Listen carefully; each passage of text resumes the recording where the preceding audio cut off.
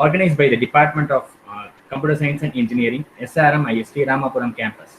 To say a few words about Mr. Balasubramanian. Mr. Balasubramanian was working as a software developer in Siemens. And I especially want to welcome our head of the department, Dr. Kannan sir, our colleagues, faculty members of other colleges, research scholars and students who are joined for this session. This webinar helps the faculties and students to gain the information to be effectively associated with the latest emerging trends in the technology world. Throughout the session, faculties and students will explore new things that are actually happening around them. I ensure this online webinar will be profitable and next few hours will be enjoyable and fruitful for every one of you. I once again welcome you all for this grand session. Now, Mr. Balasubramanian will take the topic of cybersecurity. Now the session starts by him. Thank you. Yeah. Hello. Am I audible? Yes, yes, hello. Yes, am I audible, sir? Yes. Okay. Yes. Okay.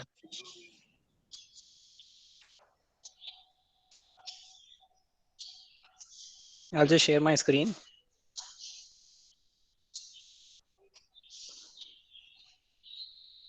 Okay, I hope everybody can see my screen now. Just tell me when you can.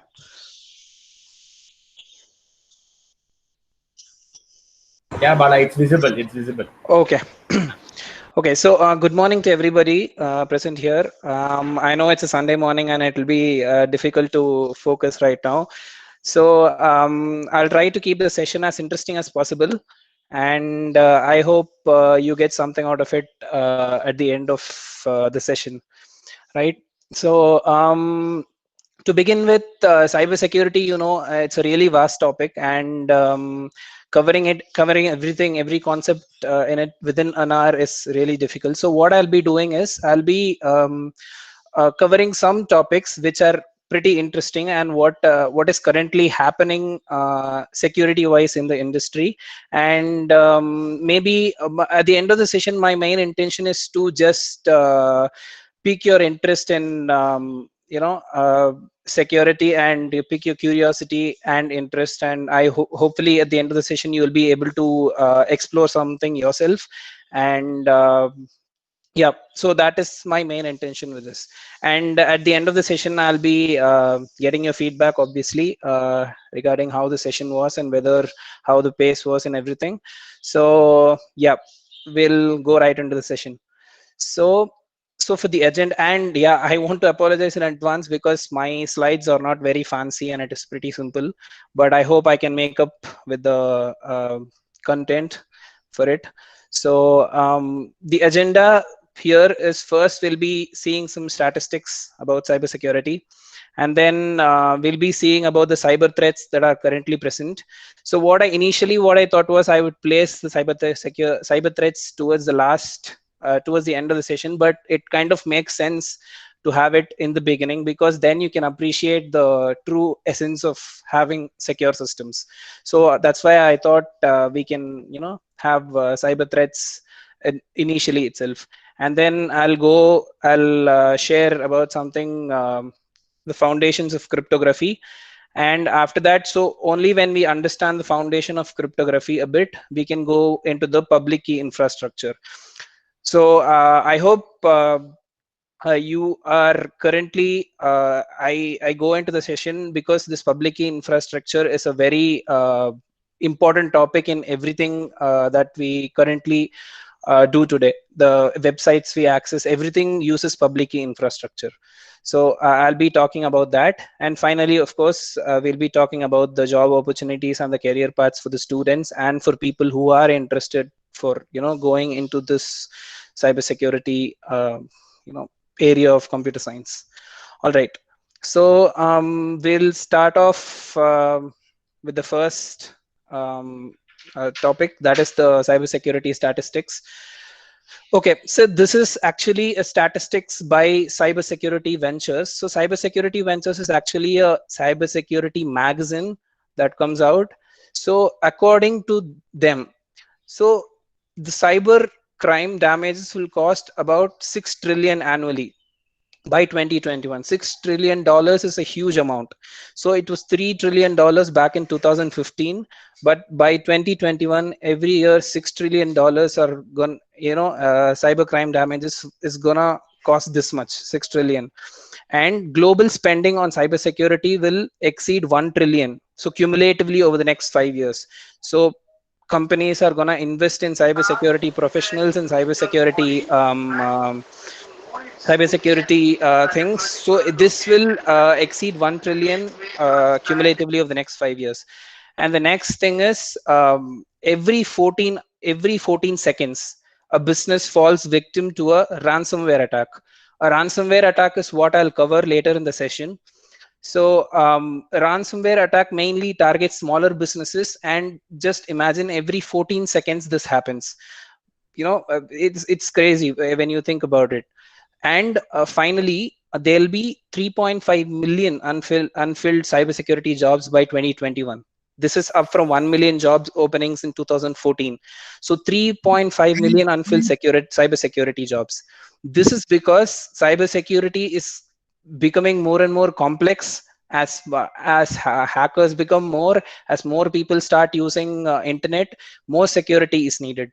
So more systems connected in the web of the internet, the more secure systems are needed.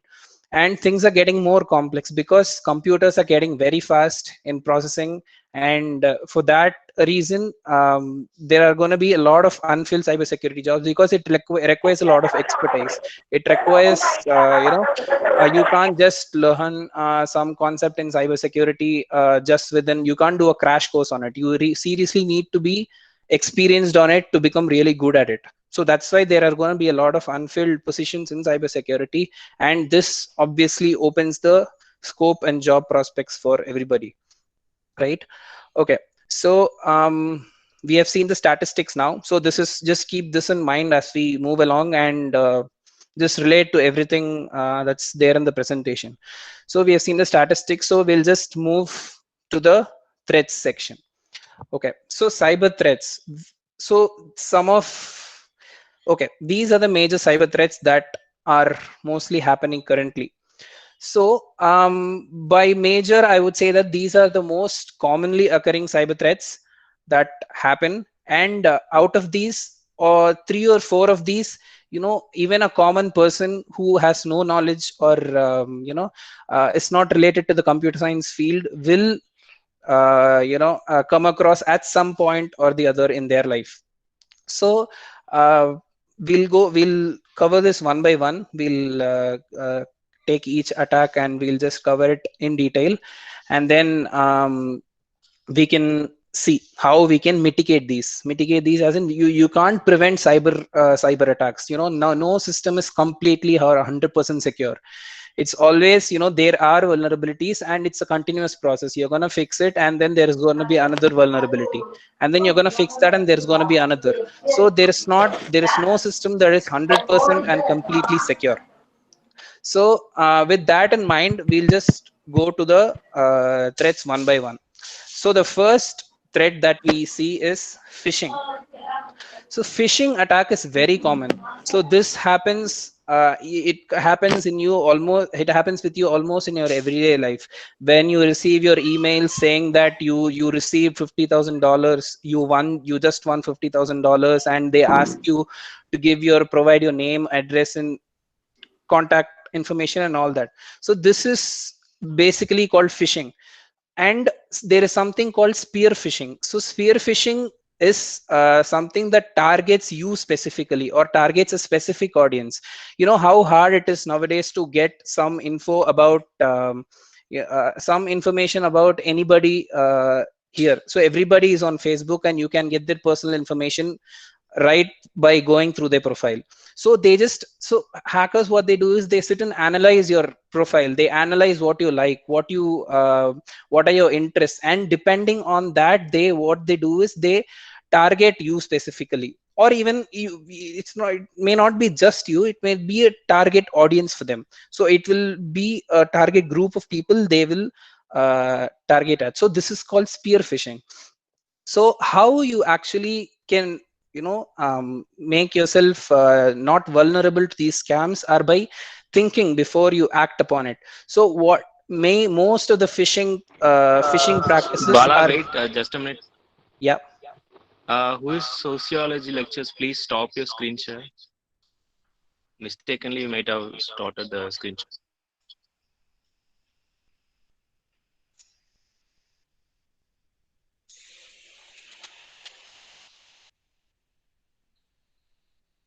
Can I continue?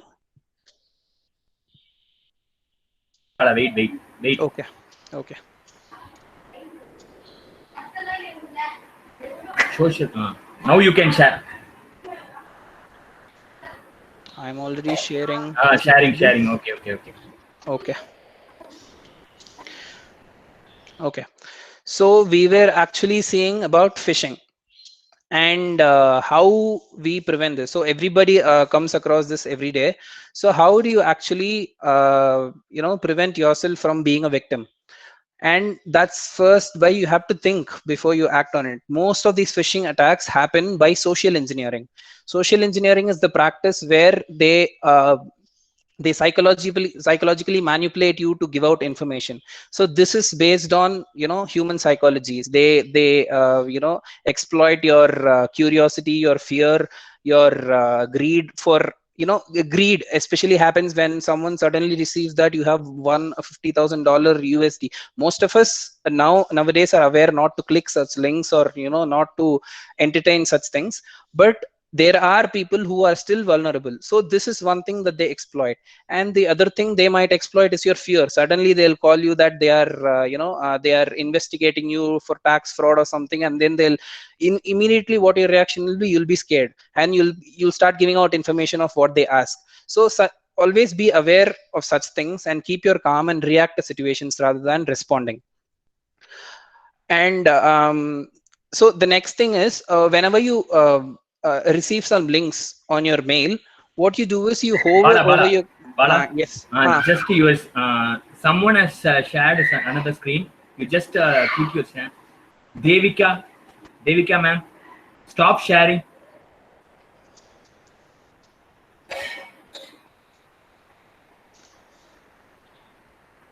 I'm Devika, ma'am. Okay. Bala, you just share, close and share again, Bala. Okay.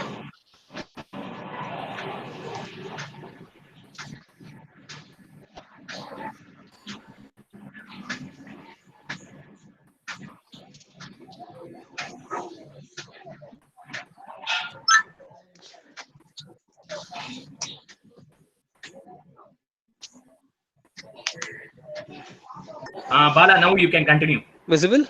Is it visible? Is it visible? You can Okay, continue. okay. Fine. So what you do next is you hover over the links that you get through the email. So whenever you move the cursor to, so this doesn't happen in mobile. So please, when you get some suspicious emails, open that email in your browser. Don't click the link. Just hover the cursor over the link, and you can see the URL of the destination. And if it seems suspicious to you, please do not click. And as a general rule, whatever trust your gut instinct. So if something seems fishy, do not click it. And analyzing email headers. So so most of the things in an email, if it's something from a fraud, it will have some grammatical errors or some errors in spellings or something like that. So make a note of it, and if there is something like that, please do not click it. So this is phishing. Next we move towards malware. So this is also a common thing that everybody comes across at one point of time or another in whenever they use a computer. So malware is nothing but a software designed to create cause destruction. Basically, that's a malware. And there are different types of malwares. So viruses, as we all know what's a virus right now. So it's as rightly given the name, viruses need some host to run. So viruses are basically pieces of codes that are contained within actual programs. So when the actual program executes, the virus also executes. right? And that is how it works. That so if the virus code is run, and most of the virus code is present in executables, exe, so the .exe. So whenever even you download an exe from the internet, your browser will warn you that this is an executable, whether you want to keep it or not. Only when you trust it completely, you want to download that exe. The moment you run, because the moment you run that exe, it's gonna run that virus code and it's gonna infect your computer. So next, I'll just skip one point here. So I'll skip to worms. So worms are a bit similar to viruses. It differs in only one way, that worms do not need your intervention to spread. Worms self-replicate. So they are also pieces of code, but what they do is they self-replicate themselves and they spread. So when you send a worm across, so somebody it's easy to send an email attachment that contains a worm, and this worm spreads throughout the network. And once this worm spreads throughout the network, the attacker can then use it to gain control of the entire network or the system. So this is how worms spread. So viruses are contained in exes, and they cannot run without your intervention. You have to manually execute it. Worms self-replicate and spread themselves. So then we'll come to Trojans. Trojans are again malwares that how do I say this? So that act as a real software, but they pretend to do something, but they do something else. So many Trojans come in the form of browser extensions. So you might install some browser extension that's not trusted, and what they'll be doing is they will be doing the actual thing also. Like if you install some browser extension, say for Flipkart or Amazon midnight flash sale, you want to buy stuff immediately, and the browser extension helps you do it, but you do not know whether it is doing only that, whether it is helping you only buy the mobile at the correct time. It may also be executing a code behind to log your keystrokes when you're paying for that mobile, and when you are typing your credentials and stuff, it may be silently logging your keystrokes behind. So you never know what actually the software is doing behind it. So that's called a Trojan. And logic bombs are something that are pieces of, all of these are basically pieces of codes that destruct. And logic bombs are stuff that it gets triggered when a specific event or a condition occurs. So this code may be lying in your system for long, waiting for that event to occur, and the moment the event occurs, it's gonna infect your computer. So some example for this, I would say, okay, so and basically, if an employee who is very dissatisfied with his company may plant a logic bomb in his organization's network, and when he is fired or something, he may become disgruntled, and he can trigger an event that causes this logic bomb to explode. So these are pieces of code that wait for some event to happen, and when it happens, and another example can be similar to your browser extension. When you have an extension, it may be waiting for an event that whenever you go into a payment gateway page, suddenly your key logging software comes up and it starts logging your keystrokes. So this is also an example of a logic bomb where it waits for an event. Ransomware. Next, so ransomware is nothing but a software that encrypts all your data, and it asks for ransom to unlock it. So one of the recent ransomware that spread like wildfire across Windows operating systems was the WannaCry ransomware that logged all the systems and demanded some ransom to unlock your files, basically. So this was later patched by Microsoft, and it became a huge thing. But yeah, that's what ransomware is. And we saw in the statistics that every 14 seconds a business falls victim to ransomware. So this is a very serious current attack that's happening across the industry. So next is adware and spyware. So these are basically, you see, you may install something and you will see a lot of ads suddenly on websites or anything. Suddenly random ads pop up, and you do not know how it came. You might have installed something and it came to be. So these are also kind of malwares that do not serve the actual purpose of a software. Okay, so we have covered malware now. And next is password attacks. So password attacks are also common. Common as in common people might face it one day or the other. Password attacks happen when your password is very simple to guess. Let's say more, you'll be surprised to know that many people, even who are well versed or well knowledgeable about what is security and stuff like that, they keep very simple passwords. Some people's password are very horrendous. They keep their password as password itself, and there are a lot of common words that are used by many people, and a combination of their name, their date of birth, or some combination of their personal details or something. Similar to what I told previously, it's simple to just get your personal information from Facebook, and some combination of it, if you're going to keep as your password, it becomes very easy for a target, a created software to guess it. So these are called brute force attacks. Brute force attacks, they try all the combinations of so they input some basically into the brute force attack algorithm. What they do is they input some kind of possibilities that can be your password, let's say your personal details, and the brute force attacks tries all possible combinations of this. And once it cracks it, you cannot, it's really difficult to then basically your account is hacked. So dictionary attacks, similarly, dictionary attacks, what they do is it's similar to the word dictionary. What happens is in the internet there are a lot of common passwords, a list of common passwords available. So you can just get it out of the internet for free from previous probably data breaches. You can get a list of common passwords, and you can try all the common passwords against your account, and that is called a dictionary attack. So the prevention, how you can prevent yourself is never keep passwords that can be easily guessed.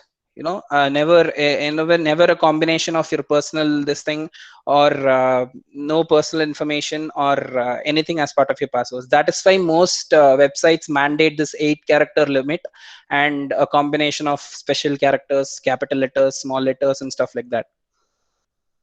Okay, so next we see, so here it starts getting a bit more to the technical side of it. Distributed denial of service. These things mostly normal common people will not face most of the times, the next 3 or 4 threats. So what happens is that in a distributed denial of service attack, the attackers don't allow you to go inside a specific system. For example, recently a very popular video game called GTA 5 went free on a storefront, an online storefront. What happened was they gave this game for free, and they unlocked this game at a specific time on a day. What happened was millions of people went to the storefront to get their copy of the game. What happened? The server got overloaded and it crashed. So this is basically the concept of denial of service. Nobody could access the site. For everybody, they were getting the 503 error that it was the website has crashed. So this is an unintended denial of service. But when the same thing occurs, intentionally, when some attacker intentionally overloads a server or overloads exhaust a system of its resources, then it's called a denial of service. So there are some attacks types where TCP synchronization flood attack is when constantly TCP synchronization request is sent to the server, and the server is overloaded with it and it crashes. And the ping of death attack is something that all information is transmitted across the net in the form of packets. So basically, if the packet data is overloaded, what happens is that since the packet data is overloaded, the sender actually fragments the data into smaller pieces and sends it across the network. But when the packet is reassembled on the server, it's built again, that time what happens is it's bigger than what the server expected, and it runs into buffer exceptions. That is, it cannot store that data in its buffer, so it crashes again. And botnets. So botnets are created by worms. So earlier we saw what worms were, that they self-replicate and spread throughout the networks. So basically when the worm spreads throughout the network, the attacker can then gain control of the entire network and the systems in it, and he can launch a complete denial of service attack by pinging some pinging stuff to a server from all these things. So these can be actually mitigated by having firewalls, and there are some RFC specifications which specify how to detect spoofed IPs, that is duplicated IPs or spoof IPs that are not actually a valid IP. So all these are present in the RFC, and going into detail will be a bit more technical side of it. So that's how basically things can be mitigated. And to the previous two, for malwares and this thing, so basically it's common sense not to download anything from untrusted sources, and keeping your Windows firewall and your Windows security patches up to date, and having an antivirus software, that is common knowledge. And passwords, so we have seen. So the next thing is an SQL injection attack. So SQL injection attack is something that it's very crafty. So how it happens is that behind the scene, a website uses some database queries to access data, right? So in a database query, so whenever in the UI front end part of stuff, so when you get some input from the user, what let's say okay, let's take an example to check this. So what happens is, normally when you are given a when you're giving a website some password, username and a password, so here what it does is it selects all the records from users where username is equal to the username you gave and the password is equal to this. So let's assume the system doesn't prevent against SQL injection attacks, and so what the attacker might actually input is, he might input administrator, administrator, and then the single quote hyphen hyphen. So hyphen hyphen in SQL language is a comment. So what basically happens, so when he clicks and then he leaves the password field empty. So now what happens is, when he clicks login, so behind what happens in the query is the query becomes select star from users where username is equal to administrator, and the next part and password check fails because the rest of the query becomes a comment. So that will not so that will basically give access to any so now the database returns, if there is a user called administrator in the database, it returns all the table data of users. This is a very common attack, and this happens frequently, and this is a pretty dangerous thing. So how it is actually solved is by first parsing the basic rule is never trust user input. Always pass the user input to a function that validates it. So always a validating function is a must, and in general constructing a query out of user input is always a bad idea. You're gonna end up in trouble. So by following, and there are many more rules too, maybe when you read about it you will know, but the thing is these are the common things that happens. And we'll move towards the next thing, man in the middle attack. So man in the middle attack happens when two parties are communicating together and there's a third person in between who is basically hijacking the session. And so one type of thing is session hijacking, where he pretends to be he comes in between the client and the server, and he pretends to be the client in between. And the other is IP spoofing. IP spoofing happens when he copies your IP in data packets, and the server thinks that the data is coming from you. And replay attacks. Replay attacks happen when he captures some packet in the network. He captures a request packet in the network, stores it, keeps it, and then later, at a later point of time, he sends it again to the server. So this is the server doesn't know that it isn't a packet that's initiated by the client. The attacker has stored the packet, and then later he has sent it back to the server. So this replay attacks can be easily stopped by appending a timestamp to the data. So whenever you're do not worry much about these things. So whenever you're constructing a software or a secure system, whenever you send data, it is a good idea to append a timestamp, so that the server verifies the timestamp, knows that this is something that was sent a long time back. So even if your packet is stored for later transmission, the server will know that this is a duplicated packet.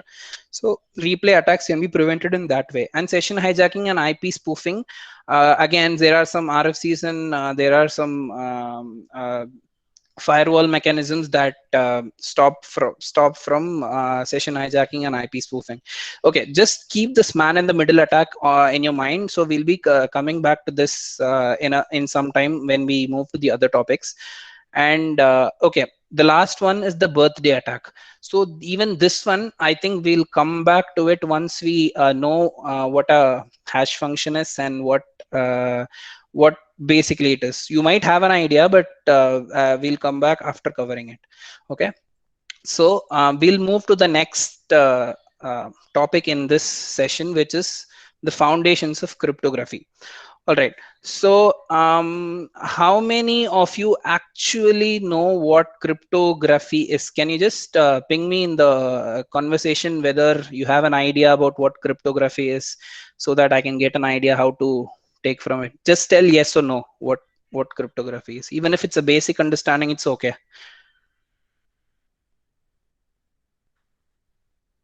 Okay, I'm getting no's. Yes, Yeah, sir. hiding info. Yep, that's kind of correct. Okay, very basic idea. Okay. Okay, fine. So most of matrices, I think I attended Jagadishan sir's this thing, mathematics professor. I can see his reply. And okay, fine. So most of cryptography is encryptions and decryptions related communications. Yep, that is basically what it is. Some Preet, art of writing codes. I would say no, because it is not really art of writing code. Okay. Fine, then we'll just directly go to since most of the audience is not really familiar with what cryptography is, I'll start with cryptography. Okay, so cryptography is something that helps you secure your data. How do I go about it? That's what I'm thinking.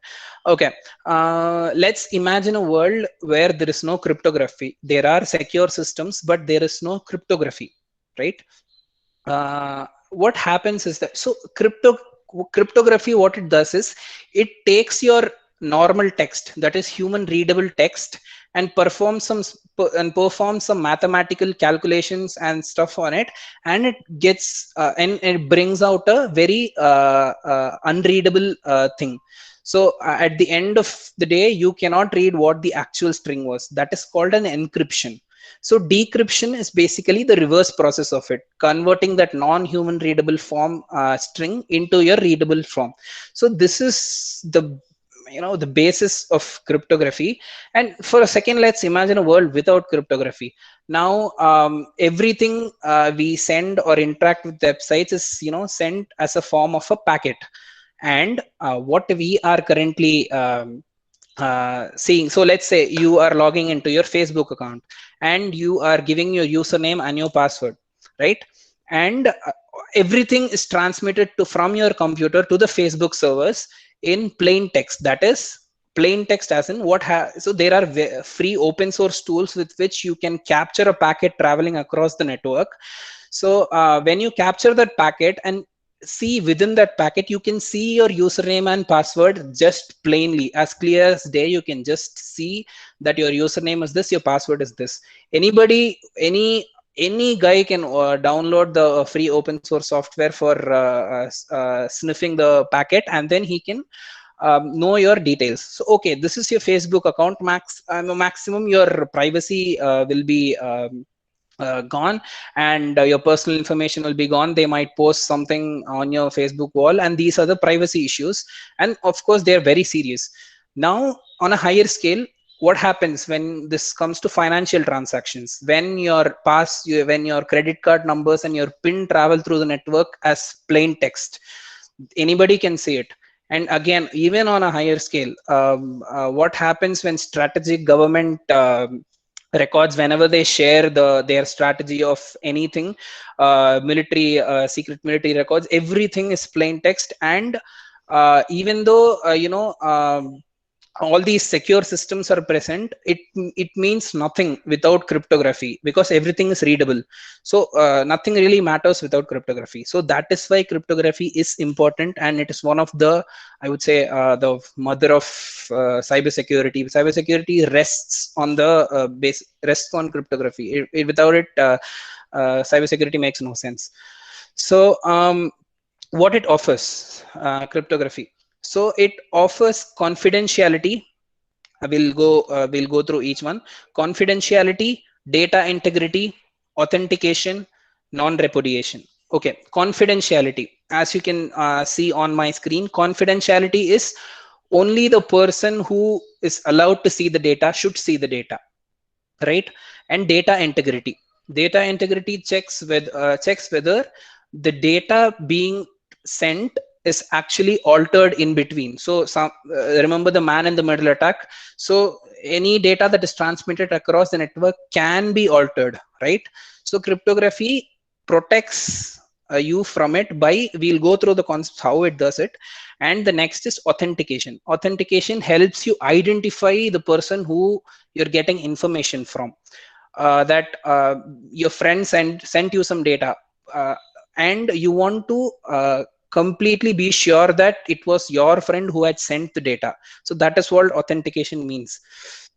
And non-repudiation, basically we'll see about non-repudiation a bit later. It is basically an assurance that you were the one who initiated something, that you can't deny doing it. Let's say you placed an order for something on Amazon or a different thing, you cannot later deny that it wasn't you that did it. So it allows everything to be, take responsibility for some action in a secure system, right? So we'll go to cryptographic primitives. So we have seen the what part, what cryptography offers, and how it offers is what we're going to see. So cryptography basically revolves around these four things. So the first thing is hash functions, second thing is encryption, message authentication codes, and digital signatures, right? Just a moment.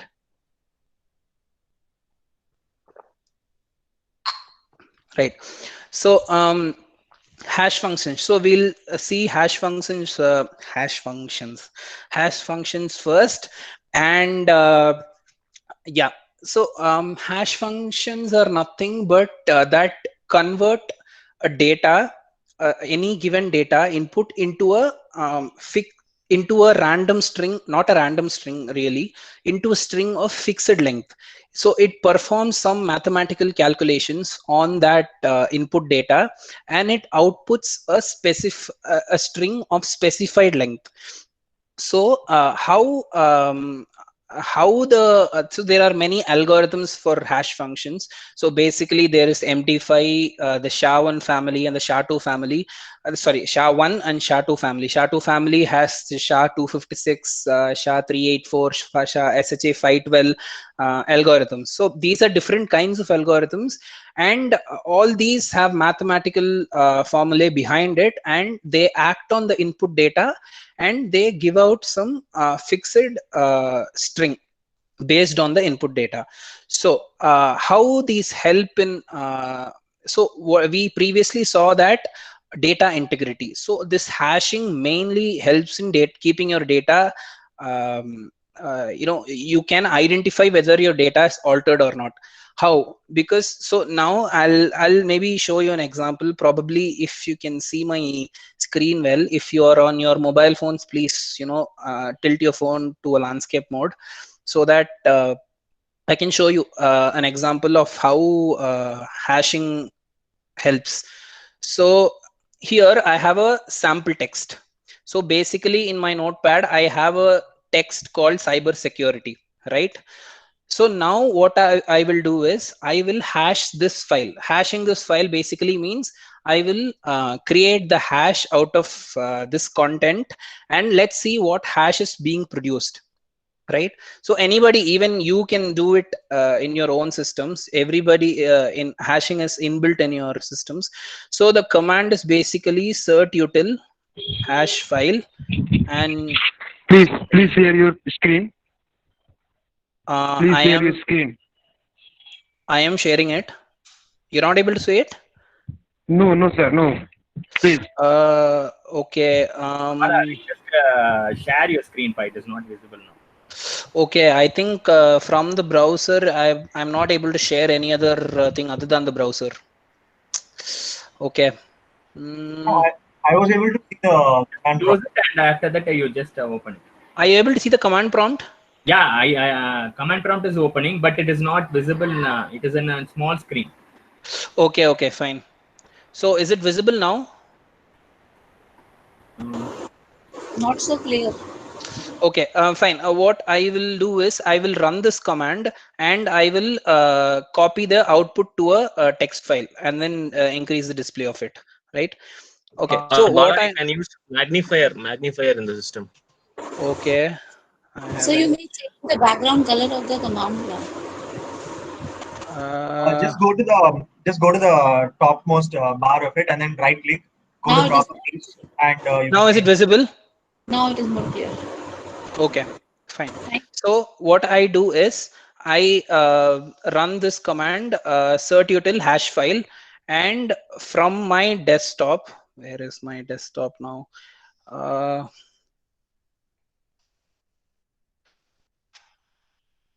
Okay, this is, now I drag this file to my command prompt. Okay, that disappeared. Fine. So cert util hash file, and this is the file I'm hashing, and I give the algorithm. Let's say the most commonly used algorithm is the most commonly algorithm that is used is SHA 256. Now if I press enter, this is the hash of the file. So this is basically the message and hash, the other words is message digest. So this is the hash of the file, and let's see when I make some very slight alteration in my file, what happens. So I will just add a small space between cyber and security and save it. Let's see how the hash changes. I will run the same command again. So this is the same text file, and look the hash now. It's totally different. So hashing works in a way that each and every bit in your input file matters. So you cannot alter the data without modifying the hash significantly, right? So this is how hashing actually helps from your data being altered. Okay, fine. So now I will go back to the presentation. Are you able to see it? I suppose yes. Bala sir, it's not visible, sir. It's not visible. Bala sir is No. not visible. Wait, I'll stop and share again.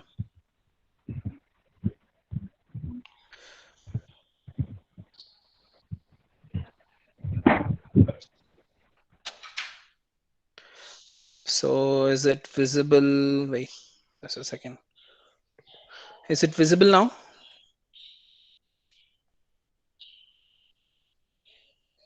Yes, sir. Okay, fine. And I guess I'm also running out of time a bit, so I need to fasten my presentation.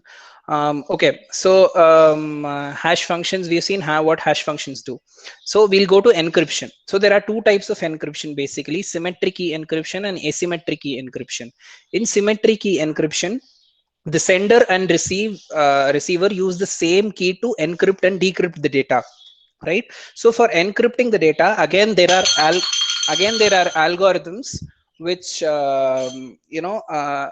has mathematical formulas behind it that encrypt your data. And unlike hashing is just one way. You cannot convert your hash back into your original data. Encryption is reversible, so you can encrypt and as well as decrypt your data. So in symmetric encryption, the sender and receiver use the same key to encrypt the message, and because of this, regular key change is required. And the advantage of symmetric encryption is that encryption and decryption are much faster, because the key sizes, the size of the key that you use for encryption is much smaller than what you use for asymmetric key encryption.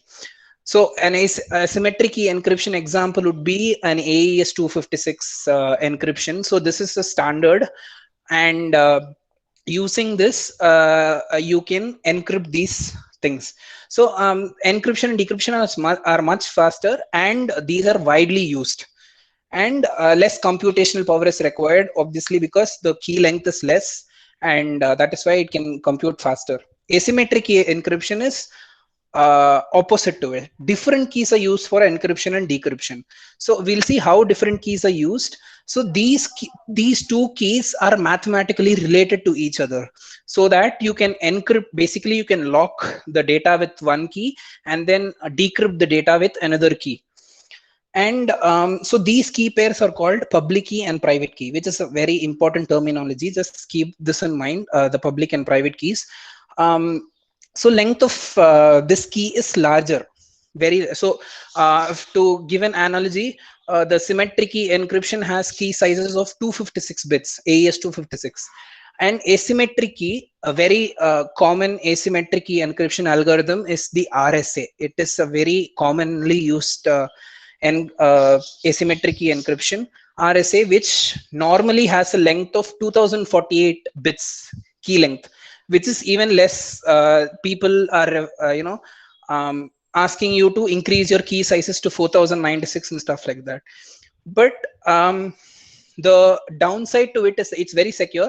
The downside to it is that it requires more time for computing for decryption and encryption, and that is the reason both. In more secure systems, a combination of these two are used, not just a single type of encryption, right? So we'll see the next two, HMAC and digital signature. We'll just run through it this very quickly. So message authentication code is very similar to what we saw as a hash, right? Only difference is that for MAC, you need a secret key. That is, you need a key for hashing your file. So when a key is used along with it, it is called a HMAC. That's it. Even the algorithm is going to remain the same. The only difference is that you're using a key for input, right? And digital signature is something. So when you hash the data and you get this hash result, and you make this hash result as part of your original data, and you encrypt it. You encrypt the whole thing, your data, your hash, and you encrypt the whole thing. So this workflow is basically called signing. So when this is called a digital signature, and it is this can be verified by the other party. So we'll see that how the digital signature works also. So this basically are the four primitives of cryptography, right? So to get a more glimpse into asymmetric key encryption a bit. So how it works is that a plain text goes into the encryption algorithm, and it comes out as ciphertext. How it is encrypted is with the public key. So let's say there are four public keys. Basically, as the name suggests, is public. It is available in the free domain. But the private key is only belongs to the person who has to use it. So the plain text goes into the encryption algorithm, and let's say the user A wants to send his data to C. Okay, so there are four users with their public keys A, B, C, D, and the user A wants to send data to C, right? And what A will do is he will take the public key of C, and he will encrypt the plain text with the public key of C. And this encrypted data is sent to C, and only C can decrypt the data with his private key. So this is how the asymmetric key encryption works. Only the person who has the private key can open the can decrypt the document. So this is how asymmetric key encryption works. All right. So we have so far seen how this key encryption and key things work. Now we see where it is used in the real world, right? So what we move towards, this is basically the next thing is my main point in our in my session. So next I move towards the public key infrastructure, right? So anybody is aware of public key infrastructure? Can I get some answers on the conversation?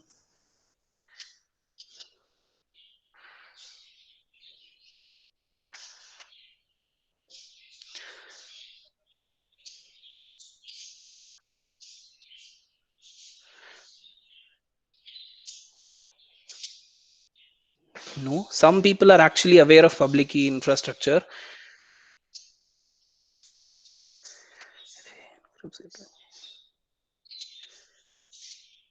Okay, I have a question in the group about this thing. Maybe we can keep the questions towards the end. I can answer your questions.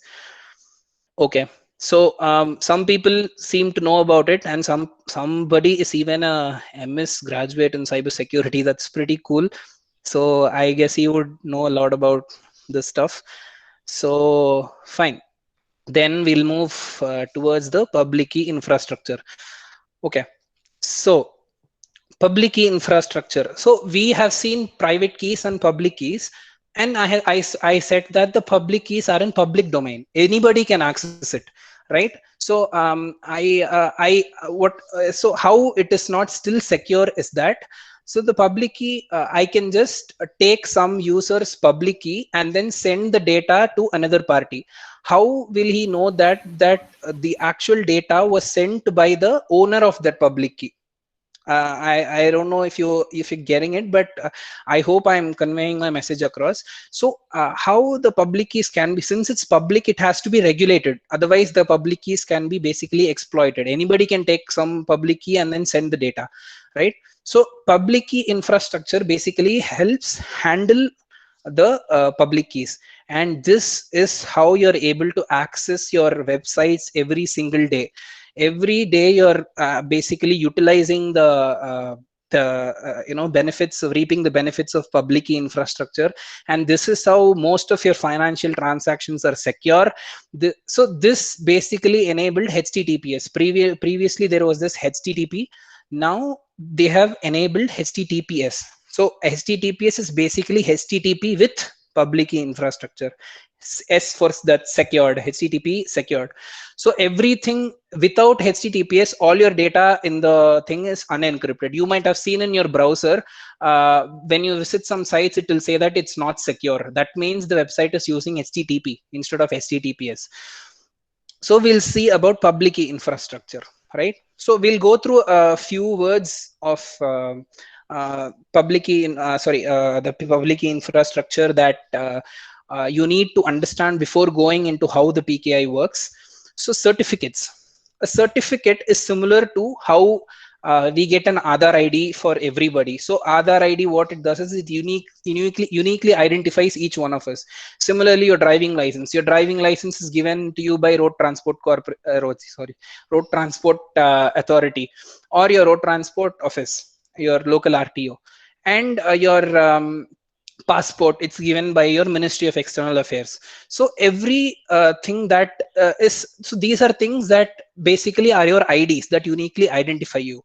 So certificates in the digital world are basically analogous to it. So certificates uniquely identify an entity in a system, in a secure system. So so there is a X509 standard, X509 standard, and certificates are conform to it. Basically, X509 standard is a structure. All certificates must conform to it. So, so it's sometimes called as an X509 certificate, right? And certification authorities. So certification authorities are the ones that are responsible now. They act basically like our RTO or our Ministry of External Affairs. So certificate authorities are the ones that issue these certificates, right? So they govern the issuance of these certificates, and it maintains the okay, that's a typo, that maintains the certification revocation list. And certification revocation list is something that that contains a list of revoked certificates. Revoked certificates are certificates that should no longer be used. That is, it is not trusted. So let's say your driving license is revoked because you got some hits on your driving licenses, 3 or 4 times you violated, and something happens and your driving license is revoked. That means you cannot display that as your ID anymore. Similarly, certificates contained in the certification revocation list cannot be used to identify that entity, right? So CA, most of us would have come across this VeriSign or GoDaddy.com. So these are the websites that are responsible for issuing certificates. So these are trusted entities. So you can trust that the certificates issued by these guys, I can trust that entity, right? So VeriSign, you would have come across VeriSign easily. So recently acquired by Symantec. So so these are called certificate authorities. So next is the certificate signing request. So certificate signing request is something, a request from the client to sign its certificate. So a client basically asks the CA, the certification authority, to give him a certificate, sign him a certificate for him. So the CA will verify the client's validity, his trust, and all that, and then sign his CA. So CSR, that's the short form for it. And certification revocation list we have seen, and registration authority. So registration authorities are basically third party that verify a client's information for the certification authority. So certification authority mainly deals with issuing certificates and revoking them, and it takes the help of registration authority to verify the client's data, whatever the client's data provides, right? So we have seen what what these things are. Now, how the process of requesting certificate works, right? So so basically there is a client and he wants to get a certificate for his, so you're building a website basically, and you want to get a certificate for your website. For that, obviously you will have to pay some fee because it's a business. And so you submit a certification signing request to a CA, certificate authority, and by you will generate a key pair. So basically a private key and a public key, and you will ask the certificate authority to sign it for you. So a certificate authority will verify your data and provide you with an X509 certificate. Okay. And in the X509 certificate, your public key will be embedded, right? So, and any person who wants to verify whether you are a valid entity, what the CA will do is it will put a digital signature on your certificate saying that I am validating this client to have a valid certificate. How this can be verified is by using the CA's public key. So CA will put a digital sign and encrypt it with its private key, And with CA's public key, you can verify the signature, whether it is actually issued by the CA or not, right? And now the client holds a valid certificate. Okay, so this is how a process for requesting a certificate works. So how it is actually used, right? So most of us wouldn't have noticed this. So whenever you access any website, there is a lock symbol in your browser. I hope you can see my cursor now. I'm sorry, I guess I'll take like little 10 more minutes at least. I hope that's okay with everybody. So so you can see there is a lock symbol here. When you click on it, you can see the website's certificate. It says it's valid. Now you can click on the certificate and actually you can view it. So I can open magnifier again. Okay. So this is the certificate window, right?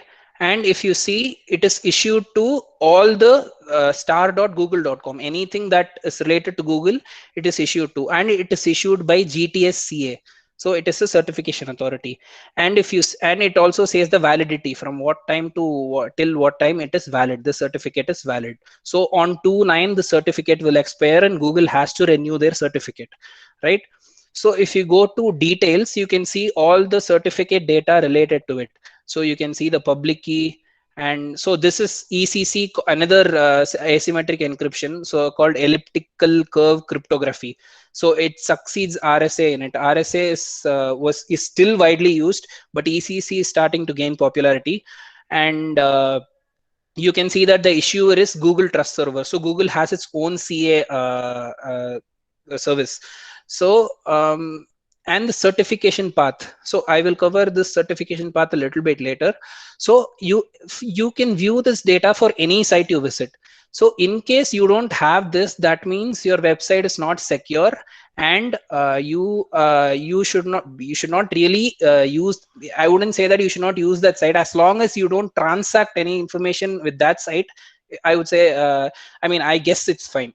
Don't take my word for it, but I guess it's fine, because anything you send or any request you send to that website that is not secure, that shows it's not secure over here, is all your data is gonna flow as plain text, not as your encrypted text, right? Fine. So we'll go to this TLS handshake. So this is how your request to visit a website works. From the moment you go to your browser, type www.google.com or facebook.com or Netflix, anything you type, this is how it's gonna validate your browser, and your browser is gonna validate the server, right? So first what happens is here TCP handshake occurs.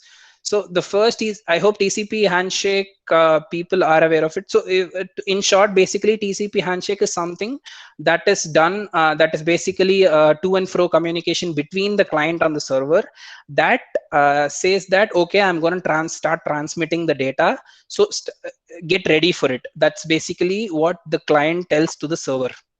So after the TCP handshake is acknowledged, okay, the server says that, okay, I'm ready to receive your data. What happens is that the next thing, this whole thing is the TLS handshake, this whole process. So how it initiates is that there is a client hello from the client to the server. So the client sends a hello message to the server.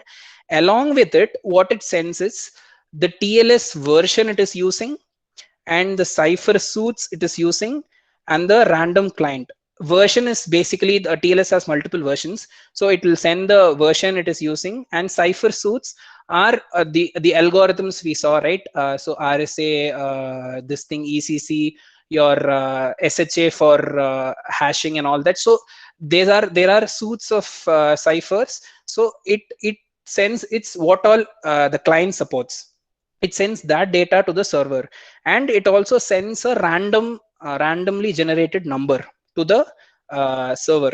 Okay, and what happens is that the server checks the version and the cipher suits, and sees if it supports that version and the cipher suit, and it replies back with a server hello saying that, okay, I am choosing this cipher suit out of the list of cipher suits you gave me, and I choose this version of TLS, and it sends a server random now. So client had sent us a random string generated by it, and now server replies back with a random string generated by it.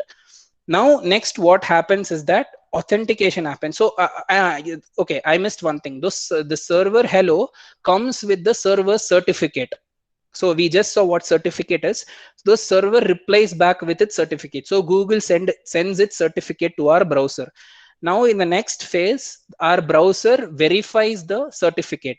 It checks whether this certificate is issued by a trusted certificate authority. Once it's sees that it's okay, the certificate is okay, and it's just it is not revoked, it is not it is still valid, what it does is it sends back a pre-master key. So what this this is the phase, this client key exchange phase is what I'm explaining right now. So what it does is the client again sends a random number now, but now what it does is it encrypts the random number with the public key of the server. So this public key of the server was received in the server certificate. I said the public key will be embedded in a certificate, right? So the client has received the public key, and it generates a random number and encrypts this random number, and sends it to the server, right? And the server sees this, and only the server can decrypt it, because only the server contains the private key. So private key and public key pairs. Only the server can decrypt the data, or the random number the client had generated, and it will decrypt it. Now what has occurred? The client has the client random and the server random. That is in the server hello reply, the server had sent some random, right? And it contains the second client random that the client had generated. Similarly, the server also contains the same thing. It contains the client random, it contains the server random, and it contains the decrypted second client random. So both parties now have three randoms. So they use these three randoms to generate a session key. So this session key is basically used to encrypt the entire session.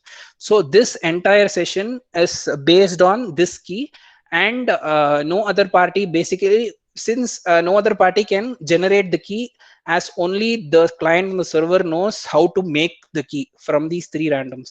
Now there is a secure transmission of data, and now you can start communicating with the website. So this happens every time behind the scene you access a website. You go to Facebook, this happens. So this happens so quickly. So this is the to and fro communication that is called the TLS handshake, right? I hope I have made some sense with it's really difficult to explain without a whiteboard and stuff like that, but I hope I have gotten this through. Okay. So I think that concludes my presentation of how these things are basically used in the real world, and how public key infrastructure is one of the main important things. Okay, there are many other things in cybersecurity that are important, but I wanted to share something that is commonly used, that we see every day, and we don't know how it occurs, right? So I wanted to share this. So then I guess we can go to the job opportunities and career paths, and I would say I can just share my ideas with you, because I'm not a really experienced person in the field to tell you about career paths and stuff like that, but I still can share my idea of being there for 2 years. So what I would say is that for the students who are here, so if you're really interested, if the thing I showed you made sense, or if you liked it, the students can always it may not be cybersecurity, you may be interested in something else, but please start focusing on a field that you like right now. So third year basic, I think you're all pre-final year students who are here, and you can start working on a field that you like. Maybe it may be artificial intelligence or machine learning. What you do is you explore different fields that computer science has to offer, and you work towards it, because I wish I had done this back in college. When I was in college, I didn't think much about it, but I think it's a really good time to start, diversifying your field and going into it. And for the others who are interested in cybersecurity, definitely they can do certifications and switch to a path in cybersecurity. uh, so, there are many different certifications available. So there is certified ethical hacker. Ethical hacker differs from a red hat hacker by ethical hacker hacks the system with consent. So he hacks for an organization. He finds vulnerabilities in the organization's system by hacking you know by consent of the organization into it, and then they fix that. So that is who a certified ethical hacker is. And then there is a certified cloud security professional, where you protect the cloud infrastructure.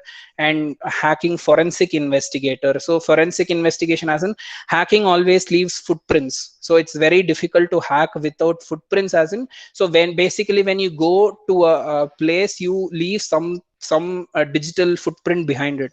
So that collecting all those data, analyzing is a forensic investigator or expert.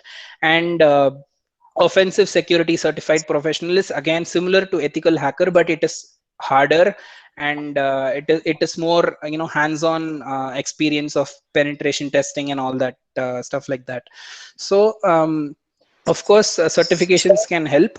And for students who are interested in cybersecurity, if you're really interested, to be frank, it is during placements, the companies come to colleges to recruit for software developers. They don't really expect you to be an expert in some different in some basically an area of computer science. They just expect you to be software developer. I got into I was recruited as a generic software developer, but I was put in the cybersecurity domain. And because I had thing, I knew C and C++, and my company required some person in cybersecurity team who knew about it, so I got into it.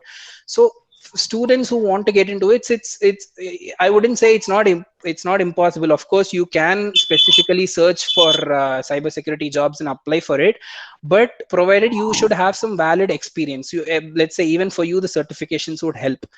But even if you don't go into the field you like, it doesn't matter. So the first few 2-3 years, you work, and you can also concentrate on what part of computer science you like, and you can also do a master's on it, and you can go into that specific area, right? Okay, so I think I'm at the end of my presentation right now, and I hope I got across some useful information that at least that helped you curious about how these secure systems work. There are a lot more things to explore, and of course you can contact me personally. And this is my email ID. You can take a note of it and you can contact me, and I would suggest you links or some places where you can read from. So Google is your friend. So anything you can get it from Google, right? So any interested thing, just Google it and you'll find tons of information. So if I can help you out, you can just ping me and drop an email to me, and I'll be able to help you. And yes, that concludes my presentation. So I can definitely take some questions now. I hope I'll be able to answer them, because cybersecurity is a vast, complex topic. If I'm not able to, I will still make sure that I will be replying to your email and I'll be clarifying your doubt, right? So thank you everybody for listening patiently. And yeah, thanks a lot. I think I exceeded my presentation by 10 minutes or so, and I apologize for that. Right. So, Sorry to interrupt you, sir. Yeah. Can you please explain birthday attack? Oh, I'm sorry. Yeah, good observation. I forgot about it. Right. So let's go to birthday attacks. I totally forgot about it. Okay. So birthday attack is what? So we saw what a random. We saw what a hash function is, right? So birthday attack is finding the probability to generate a random string that matches for two given inputs. So it is so it is actually very difficult to find out. So there are many algorithms. So MD5 is there, SHA-256 is there, SHA-5 is there. So what generally hash function offers you is that it's collision free. By collision, what I mean is that the probability of any two random inputs of generating the same hash should be less. It should be very less. Otherwise, there is no point to it.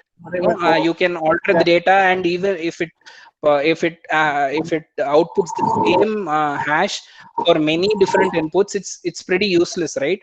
So the probability of finding is very less, but when you find it, what happens is that they can basically take the data and modify the data that produces the same hash, and then they can send it back to you. So when you verify back the data, the hash will be the same, right? It wouldn't have changed. So you wouldn't know that the data was altered. So this is called a birthday attack. It's pretty complex, and it's the probability of the SHA-256 is the hashing algorithm that's currently being used. So even if you see the Google certificate, and in the detail, if you see signature hash algorithm, you see SHA-256. So SHA-256 is currently the industry standard. Most of the things use it. So it is, with the current technology, it is very difficult to find the collision for SHA-256. It's really difficult, but it does happen time to time, right? So this is a good thing, right? So yeah, I'm sorry that I missed it. I guess I've covered the rest of the thing. I think I didn't leave anything else, I guess, out of the presentation. I'll see later. Okay. Okay, Bala. Okay, Bala. Okay. Really, you took 1 hour 20 minutes. Yeah, I mean, I had to extend a bit because I wanted to explain it. It's a difficult thing to explain without a whiteboard or something like that. So I hope I got across my. Okay. Thank you, Bala, for superb information. Okay, Yeah. Gautam sir, if possible, you can share your vote of thanks. Let's remove. That is right. Yeah, very good afternoon to everyone, and I hope everyone had glimpses of what are the types of threats in our real-time fields. And thank you, Bala, for your wonderful session, and thanks for your little cameo on that real-time demo of that SH algorithms and certificates for the website. That was very useful for everyone. Thank you all for joining the session. You can fill the feedback form, and you can leave the meeting. If you have any doubts, you can ask the doubts in the chat session. Yeah, you can also drop an email to me. That's not a problem. Thank you everybody for patiently attending. Thank you, Bala. And okay, I think Bala is also in that particular group, so you can share. You can he will reply. Yeah, to you can also WhatsApp me. That's not a problem. Yeah. Thank you. Okay, thank you. Gautam ji, idu quit பண்ணிடலாம். Okay ji. Bala, bye.